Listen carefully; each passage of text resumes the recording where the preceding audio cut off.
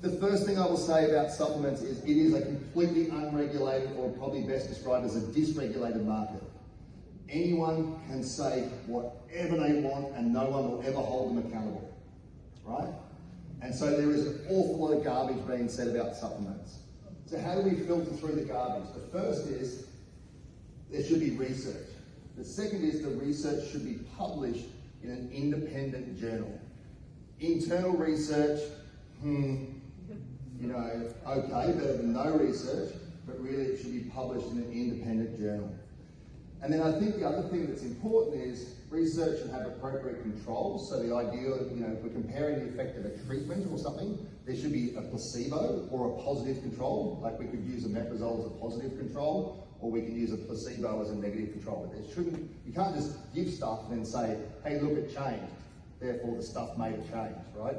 Correlation does not equal causation. And I think it's also, when we talk about gastric supplements, I think it's important that we look at naturally occurring disease in real-world populations.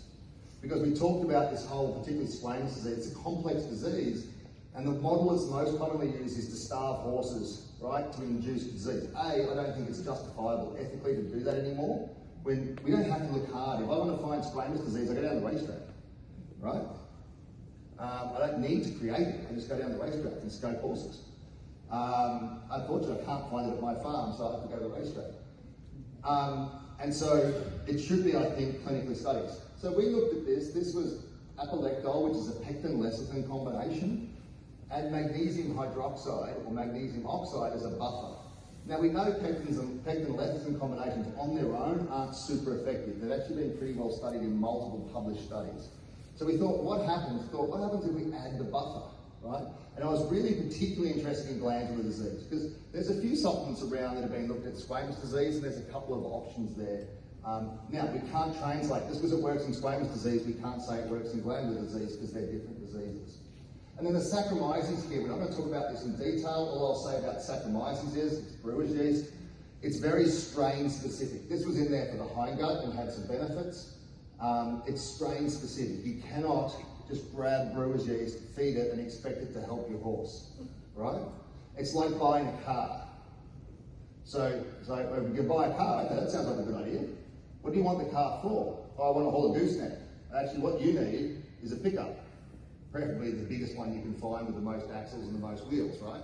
I get a lot of pickup envy every time I come to America, because we have little teensy Australian pickups. You've got real pickups. If you want to go fast, you need a sports car. And the yeast is the same. So it's strain specific. So if you're buying yeast for the horse's hindgut, and I think every horse should be on some form of yeast-based supplement for its hindgut, make sure you're buying one with a strain that's been studied. There is the Protect HG, which is based around this as well. The Protect GI this is the formulation for Protect GI, the base formulation. So what do we see? So we took this and we looked at squamous disease. And so what we had was a group of racehorses that had been treated with omeprazole, and then they came off omeprazole and we put them on either a supplement or a placebo for 28 days, and we re-scoped them. The placebo did exactly what a placebo is meant to do, which is nothing, right? 75% is the baseline for this population, so it did exactly what it's meant to do, nothing. And then our supplement, we only had 27% recur. Now in a racehorse population, that's pretty good. Remember I said omeprazole's response rate for cure is about 75%, meaning about 25% don't respond completely to omeprazole. So I'm not saying it's as good as omeprazole, what I'm saying is we had really positive results that are sort of comparable. But what I was really interested in when I started this was glandular disease, because that's where, this is about 10 years ago, and we were really frustrated with glandular disease. Now, remember I said in the glandular mucosa, in the glandular part of the stomach, the pH is really low, the pH is 2. And remember I said that we think there's a breakdown of the normal defensive mechanism. So what we're seeing here is the lumen, the pH inside the stomach is 2, but there's this layer of bicarbonate and mucus that means that the actual surface has a pH of 7. And it's very, very thin, this layer, but this mucobicarbonate layer basically says, although the stomach might be really acidic, the actual surface of the stomach is not. And what we think happens to glandular disease is this somehow stops working, and then the acid gets exposed to the tissue and starts burning the tissue, the same way that we get a chemical burn for squamous disease. It's just a bit more complex as to why it happens. So the principle was, if we mix some slime and some alkaline stuff together, can we mimic and recreate this layer? And so what we saw was the placebo did exactly what placebo is meant to do, which was nothing.